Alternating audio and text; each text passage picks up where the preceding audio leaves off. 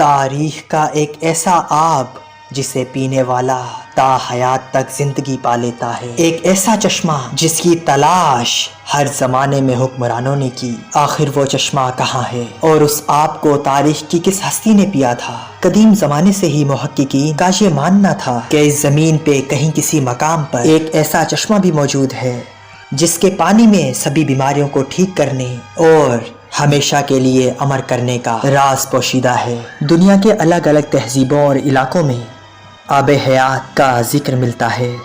آب حیات کے معنی آب بقا یا وہ امرت ہے جس کے متعلق یہ خاصیت بیان کی جاتی ہے کہ جو اسے پیے گا یا اس میں غسل کرے گا تو اسے کبھی موت نہ آئے گی اور وہ شخص ہمیشہ جوان اور زندہ رہے گا۔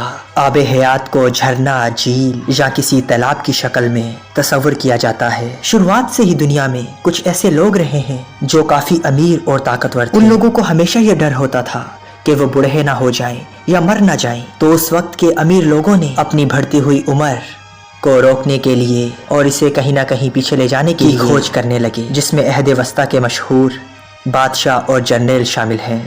تاریخ میں آب حیات کا سب سے پہلا ذکر قدیم یونان کے مشہور تاریخ دان ہیروڈوٹس کی کتابوں میں ملتا ہے۔ یہ شخص اپنی کتاب میں ایک قبیلے کا ذکر کرتے ہیں جس قبیلے کو میکرونیس کہا جاتا ہے۔ یہ لوگ نہایت ہی طاقتور، لمبے اور جوان اور خوبصورت لوگ تھے جن کی عمر کم سے کم 120 سال ہوتی تھی۔ اس کے باوجود وہ لوگ جوان دکھتے تھے۔ اس شخص کے مطابق میکروبینز صحرا، ریگستان اور افریقہ کے ریگستانی علاقوں میں آباد تھے۔ میکروبین کی سرزمین میں ایک خاص قسم کا چشمہ بہتا تھا اور یہ چشمے کا پانی ہی ان لوگوں کی لمبی عمر کا راز تھا۔ اس کتاب میں لکھا ہے کہ یونان کا بادشاہ جب میکروبینز کی سرزمین پہ پہنچا تو ان لوگوں نے بادشاہ کو وہ چشمہ دکھایا جس میں نہانے کے بعد بادشاہ کا جسم بہت ہی چمکدار، طاقتور ہو گیا اور اس کے جسم سے ایک نہایت ہی بہترین خوشبو آنے لگی۔ اس چشمے کا پانی اتنا کمزور تھا کہ اس میں کوئی چیز نہ تیر سکتی تھی، نہ ہی لکڑی اور نہ ہی کوئی ہلکی چیز۔ ہیروڈوٹس لکھتا ہے کہ شاید اس قبیلے کی لمبی عمر کی وجہ اس چشمے کے پانی کا مسلسل استعمال کرنا ہے۔ آب حیات کا ذکر اسلامی کتابوں میں موجود ہے اور اس کے متعلق کئی روایتوں میں نقل کی گئی ہے، لہٰذا آب حیات اور ذوالقرنین کے متعلق امام زین العابدین نے ایک طویل قصہ بیان کیا ہے جس کے مطابق ذوالقرنین جو اللہ کے ایک نیک بندے اور بادشاہ تھے، فرشتوں میں سے ایک فرشتہ ان کا دوست ہوا کرتا تھا جس کا نام رفائیل تھا اور وہ فرشتہ آپ سے ملاقات کیا کرتا تھا۔ ایک مرتبہ حضرت ذوالقرنین نے رفائیل سے کہا کہ آپ آسمان میں اپنی عبادت کی کیفیت اور خوشی کو بتائیے۔ بس یہ سن کر رفائیل رو پڑے اور کہا کہ آسمان میں ایسے فرشتے ہیں جو ہمیشہ حالت قیام میں رہتے ہیں، کبھی بیٹھتے نہیں، اور کچھ حالت سجدہ میں رہتے ہیں جو کبھی سر نہیں اٹھاتے اور کہتے ہیں اے پروردگار، ہم نے تیری عبادت کا حق ادا نہیں کیا۔ بس یہ سن کر ذوالقرنین رو پڑے اور کہا کہ رفائیل، میری یہ خواہش ہے کہ مجھے لمبی عمر ملے تاکہ میں اپنے اللہ کی زیادہ سے زیادہ عبادت کر سکوں۔ بس اس پر رفائیل نے کہا کہ اللہ نے ایک چشمہ پیدا کیا ہے جس کا نام آب بقا یا آب حیات ہے، جس نے بھی اس چشمے کا پانی پی لیا تو یاد رکھ اسے کبھی موت نہیں آئے گی، یہاں تک کہ جب تک وہ خود اپنی اللہ سے موت نہ مانگے۔ بس ذوالقرنین نے پوچھا کہ آپ اس جگہ کو جانتے ہیں؟ اس فرشتے نے کہا نہیں، لیکن میں اتنا جانتا ہوں کہ وہ چشمہ ایک اندھیری جگہ میں ہے جس میں کبھی بھی کسی انسان و جن کا گزر نہیں ہوا ہے۔ بس ذوالقرنین علیہ السلام نے تمام صالحین اور علماء کو اپنے دربار میں پیش ہونے کا حکم دیا اور ان سے آب حیات کے متعلق دریافت کیا۔ تمام لوگوں نے کہا کہ ہمیں اس چشمے کے بارے میں کوئی علم نہیں ہے۔ بس ایک عالم نے ذوالقرنین سے کہا کہ میں نے آدم علیہ السلام کی وصیحت میں ان وادیوں کو پڑھا ہے اور یہ بھی سنا ہے کہ سام بن نوح کی اولاد میں سے ایک شخص ایسا ہوگا جو اس آب حیات کو پیے گا اور وہ تا ابد حیات کے لیے زندگی پائے گا، اور وہ چشمہ اس مقام پر ہے جہاں پر سورج کی پہلی کرن پڑتی ہے۔ بس لہٰذا حضرت ذوالقرنین علیہ السلام نے اس چشمے کی تلاش میں سامان سفر باندھا اور چشمے کی تلاش میں نکل پڑے۔ حضرت ذوالقرنین علیہ السلام نے اس سفر میں اپنے وزیر کو اپنے ساتھ لے لیا تھا جن کا نام حضرت خضر علیہ السلام تھا۔ آپ ذوالقرنین علیہ السلام کے خالازاد بھائی تھے۔ ذوالقرنین اپنے لشکر کے ساتھ مسلسل 12 برسوں تک یوں ہی آب حیات کی تلاش میں پھرتے رہے اور یہ لوگ کافی سفر طے کرنے کے بعد آخرکار وہ اس وادی کے قریب پہنچے۔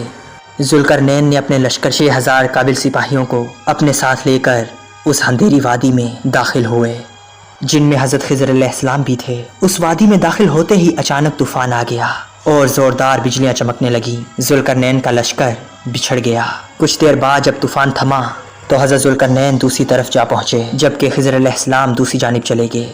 خضر علیہ السلام اس تاریک رات میں بھٹکتے ہوئے بس چشمہ حیات تک جا پہنچے۔ آپ کو شدید پیاس لگی ہوئی تھی، لہٰذا آپ نے اس چشمے کا پانی پیا اور اس میں غسل کیا اور اس پانی سے وضو کیا۔ یہ چشمہ دودھ سے زیادہ سفید اور شہد سے زیادہ میٹھا تھا۔ وہیں ذوالقرنین ان تاریک وادیوں سے نکل کر باہر نکلے، لیکن انہیں وہ چشمہ نہیں ملا، کیونکہ آب حیات ذوالقرنین کے مقدر میں نہیں، جبکہ اس پانی کو پینے کی وجہ سے حضرت خضر علیہ السلام کو حیات جاویدانی ملی اور آپ ہمیشہ زندہ رہیں گے۔ دا الیگزینڈر رومینس نامی ایک تفنیس اور سب سے بڑی سلطنت قائم کرنے والا بادشاہ سکندر اعظم کے متعلق لکھی گئی ہے۔ ان تحریروں میں بھی آب حیات کا ذکر ملتا ہے، جس میں بتایا گیا ہے کہ سکندر اعظم کہ وہ بھی آب حیات کی تلاش میں اپنی سپاہیوں کے ساتھ نکلا تھا اور لمبے سفر کے دوران وہ بھی تاریک راتوں میں اس تاریک جگہ پہنچا۔ کہتے ہیں کہ جب سکندر اپنے سپاہیوں کے ساتھ اس تاریک وادیوں میں پہنچا تو اسے ایک ندی ملی۔ اس نے اس ندی کے کنارے پڑاؤ ڈالا۔ اس نے کھانے کے لیے مچھلیوں اور پرندوں کو اپنا شکار بنایا، لیکن جب انہوں نے اس تالاب کے پانی سے مچھلیوں اور پرندوں کو دھویا تو وہ دوبارہ جی اٹھے اور وہاں سے اڑ گئے۔ سکندر اعظم کا یہ ماننا تھا کہ وہ ندی جنت کی ندی ہے جو زمین پر آ رہی ہے، اس لیے اس میں زندگی دینے کی طاقت اور قدرت موجود ہے۔ اس پانی کو سکندر نے پیا یا نہیں اور وہ سرزمین کون سی تھی، اس کے متعلق تاریخ خاموش نظر آتی ہے۔ اگر غور کیا جائے تو اسی طرح کا واقعہ حضرت موسیٰ علیہ السلام کے متعلق قرآن پاک میں موجود ہے، جس میں آب حیات کی طرف اشارہ کیا گیا ہے۔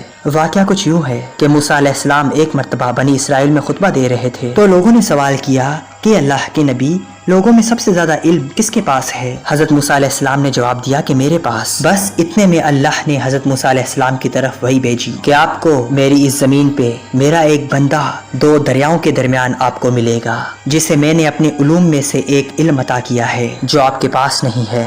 بس موسیٰ علیہ السلام نے ان سے ملنے کی خواہش کی۔ بس حضرت موسیٰ علیہ السلام کو اللہ نے حکم دیا کہ اپنے ساتھ ایک مردار مچھلی کو لیجئے اور دو دریاؤں کے ملنے کی جگہ پر جائیے، جہاں وہ مچھلی گم ہو جائے وہیں پر آپ کی ملاقات اس بندے سے ہوگی۔ لہٰذا حضرت موسیٰ علیہ السلام نے اپنے ایک خادم کو ساتھ لیا اور نمک لگے ہوئے ایک مچھلی کو اپنے ساتھ لیا اور سفر پر روانہ ہوئے۔ جب وہ چٹانی علاقے پہنچے تو انہوں نے اپنی زنبیل کو جس میں مچھلی تھی تو اسے ایک پتھر پر رکھا، بس تو وہ اچانک وہ مچھلی زندہ ہو گئی اور جھرنے کے ایک راستے کے ذریعے ندی میں چلی گئی۔